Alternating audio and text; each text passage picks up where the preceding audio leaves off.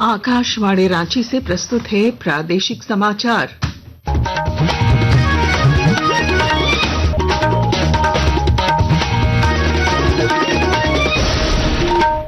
नमस्कार, प्रादेशिक समाचारों के साथ मैं पूनम केरकेट्टा।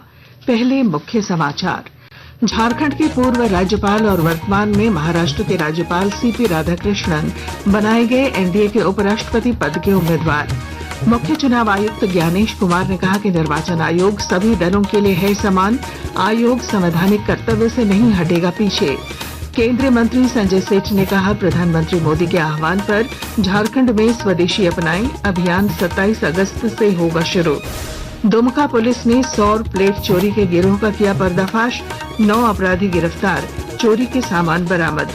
और मौसम विभाग ने आज आंधी तूफान और वज्रपात का जारी किया येलो अलर्ट, बारिश की जताई चेतावनी। और अब समाचार विस्तार से। झारखंड के पूर्व राज्यपाल और वर्तमान में महाराष्ट्र के राज्यपाल सीपी राधाकृष्णन आगामी उपराष्ट्रपति चुनाव में राष्ट्रीय जनतांत्रिक गठबंधन एनडीए के उम्मीदवार होंगे। भारतीय जनता पार्टी के अध्यक्ष और केंद्रीय मंत्री जेपी नड्डा ने कल नई दिल्ली के पार्टी मुख्यालय में भाजपा संसदीय बोर्ड की बैठक के बाद एक संवाददाता सम्मेलन में यह जानकारी दी। सभी के साथ चर्चा हुई, सुझाव मांगे गए और उसके बाद फिर ये तय हुआ कि हमारे उपराष्ट्रपति के प्रत्याशी के रूप में हमारे महाराष्ट्र के राज्यपाल श्री सीपी राधाकृष्णन जी, चंद्रपुरम पुन्नास्वामी राधाकृष्णन जी, उनको हम एनडीए का प्रत्याशी बनाएंगे। प्रधानमंत्री नरेंद्र मोदी ने सीपी राधाकृष्णन को उपराष्ट्रपति पद के उम्मीदवार के रूप में नामित करने के एनडीए के फैसले का स्वागत किया है। एक सोशल मीडिया पोस्ट में श्री मोदी ने कहा कि सार्वजनिक जीवन में श्री राधाकृष्णन ने अपने समर्पण, विनम्रता और बुद्धिमत्ता से अपनी विशिष्ट पहचान बनाई है। इधर झारखंड में भी सीपी राधाकृष्णन को एनडीए का उपराष्ट्रपति पद का उम्मीदवार बनाने की घोषणा का स्वागत किया गया है। केंद्रीय मंत्री अन्नपूर्णा देवी, सांसद निशिकांत दुबे, नेता प्रतिपक्ष बाबूलाल मरांडी, पूर्व मुख्यमंत्री रघुवर दास समेत कई नेताओं ने श्री राधाकृष्णन को एनडीए का उपराष्ट्रपति पद का उम्मीदवार बनाने पर उन्हें बधाई दी है। निर्वाचन आयोग ने कहा कि उसके लिए सभी दल समान हैं और वह राजनीतिक दलों के बीच कोई भेदभाव नहीं करता।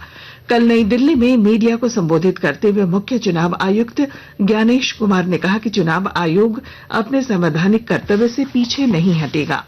कानून के अनुरूप हर राजनीतिक दल का जन्म चुनाव आयोग में रजिस्ट्रेशन से ही होता है। चुनाव आयोग उन्हीं राजनीतिक दलों में भेदभाव कैसे कर सकता है? चुनाव आयोग के लिए न तो कोई विपक्ष है, न तो कोई पक्ष है, सब समकक्ष हैं। चाहे किसी भी राजनीतिक दल का कोई भी हो, चुनाव आयोग अपने संवैधानिक कर्तव्य से पीछे नहीं हटेगा। राज्यपाल संतोष कुमार गंगवार कल रांची के महात्मा गांधी मार्ग पर आयोजित नमो दही हांडी प्रतियोगिता और भजन कार्यक्रम में शामिल हुए। उन्होंने भगवान श्री कृष्ण के जीवन संदेशों का उल्लेख करते हुए कहा कि गीता संपूर्ण मानवता के लिए मार्गदर्शक है। राज्यपाल ने युवाओं से जीवन में अनुशासन, एकता और दृढ़ संकल्प के साथ सफलता हासिल करने का आह्वान किया। रांची में केंद्रीय रक्षा राज्य मंत्री और सांसद संजय सेठ ने प्रेस वार्ता कर बताया कि प्रधानमंत्री नरेंद्र मोदी के आह्वान पर झारखंड का व्यावसायिक वर्ग स्वदेशी अपनाएं आत्मनिर्भर भारत बनाएं अभियान की दिशा में कदम बढ़ा रहा है। उन्होंने कहा कि 27 अगस्त से गणपति उत्सव के मौके पर राजधानी रांची से इस अभियान की शुरुआत होगी, जिसकी गूंज गांव गांव तक पहुंचेगी। 27 अगस्त जब देश गणपति त्योहार मनाएगा, उस दिन से झारखंड से यह शुरुआत व्यावसायिक स्थलों पर कि हम स्वदेशी सामान बेचेंगे। प्रधानमंत्री जी ने लाल किले के प्राचीर से भी इसकी भी चर्चा की कि भारत खिलौने के क्षेत्र में बहुत बड़ा इंपोर्टर था। आज वो भूमिका खत्म हो गई और खिलौना के क्षेत्र में हम आत्मनिर्भर हो गए। गोड्डा में भाजपा की 7 सदस्यीय टीम के साथ पूर्व मुख्यमंत्री अर्जुन मुंडा ललमटिया के डकैता गांव पहुंचे और पुलिस मुठभेड़ में मारे गए सूर्या हांसदा के परिजनों से मुलाकात की। मौके पर अर्जुन मुंडा ने दोबारा पोस्टमार्टम कराने और मामले की सीबीआई जांच की मांग की। आकाशवाणी के ताजा तरीन समाचारों के लिए आप हमारी वेबसाइट newsonair.gov.in पर लॉग ऑन कर सकते हैं। ताजा समाचार X handle @AIR news alerts. और Facebook page All India Radio News पर भी उपलब्ध है। आप प्रादेशिक समाचार एकांश के एक्स हैंडल @AIR News_रांची और Facebook page Akashvani news Ranchi, Instagram page तथा YouTube channel AIR news Ranchi पर भी हमारे बुलेटिन सुन सकते हैं। प्रादेशिक समाचार आप आकाशवाणी रांची से सुन रहे हैं। दुमका पुलिस ने जिले के विभिन्न थाना क्षेत्रों से सौर प्लेट और स्कूलों में लगातार हो रही चोरी की घटनाओं में शामिल 9 अपराधियों को गिरफ्तार किया है। एसपी पीतांबर सिंह खेरवार ने प्रेस वार्ता कर बताया कि आरोपियों को जामा और शिकारीपाड़ा थाना क्षेत्र से छापेमारी कर पकड़ा गया और उनकी निशानदेही पर चोरी किए गए सौर प्लेट, कंप्यूटर और अन्य सामान बरामद किए गए। 9 लोग गिरफ्तार हुए हैं, जिसमें 5 लोग शिकारीपाड़ा थाना क्षेत्र के रहने वाले हैं, दुमका के ही, 3 मुफस्सिल थाना क्षेत्र के और 1 मसलिया थाना क्षेत्र। ये लोग चोरी कर लिए थे। चोरी के बाद खपाने का प्लान बना ही रहे थे कि हम लोगों ने इसको पकड़ लिया, क्योंकि खपा नहीं पाए थे और सारा का सारा कंप्यूटर, बैटरी, जितना भी स्मार्ट क्लासेस से चोरी गई थी, सबकी सफलतापूर्वक जो है बरामदगी कर ली गई है। पाकुड़ जिले में आदिम जनजाति पहाड़िया परिवारों के लिए प्रधानमंत्री जनमन योजना वरदान साबित हो रही है। विस्तृत ब्यौरा दे रहे हैं हमारे संवाददाता। प्रधानमंत्री जनमन योजना के तहत पाकुड़ प्रखंड में 337, हिरनपुर प्रखंड में 419, लिट्टीपाड़ा प्रखंड में 4186, अमड़ापाड़ा प्रखंड में 1330, पाकुड़िया प्रखंड में 299 एवं महेशपुर प्रखंड के 664 पहाड़िया परिवारों का पक्का मकान बनाया जा रहा है, जिसमें से लगभग 1500 परिवारों को जिला प्रशासन ने गृह प्रवेश कराने का काम भी किया है। राम प्रसाद सिन्हा, आकाशवाणी समाचार, पाकुड़। कुछ संक्षिप्त खबरें। हजारीबाग सदर विधायक प्रदीप प्रसाद ने नशा मुक्त हजारीबाग अभियान की शुरुआत करते हुए नशे के खिलाफ जनजागरूकता अभियान चलाया। इस कार्यक्रम में रांची से आए चिकित्सकों ने लोगों को नशा मुक्ति के प्रति जागरूक किया और स्वास्थ्य परीक्षण कर दवाइयां उपलब्ध कराईं। मौके पर विधायक ने कहा कि नशा को ना, जिंदगी को हां कहकर ही स्वस्थ समाज का निर्माण संभव है और हर 15 दिनों पर ऐसे कार्यक्रम विभिन्न इलाकों में होंगे।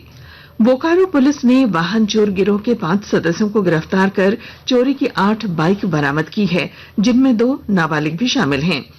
एसपी हरविंदर सिंह ने बताया कि गिरोह बरामद बाइकें चंद्रपुरा, दुग्धा थाना क्षेत्र और धनबाद से चोरी की गई थीं और आगे की कार्रवाई जारी है। मौसम विभाग ने आज राज्य के येलो अलर्ट जारी करते हुए आंधी तूफान के साथ वर्षा और वज्रपात की चेतावनी दी है।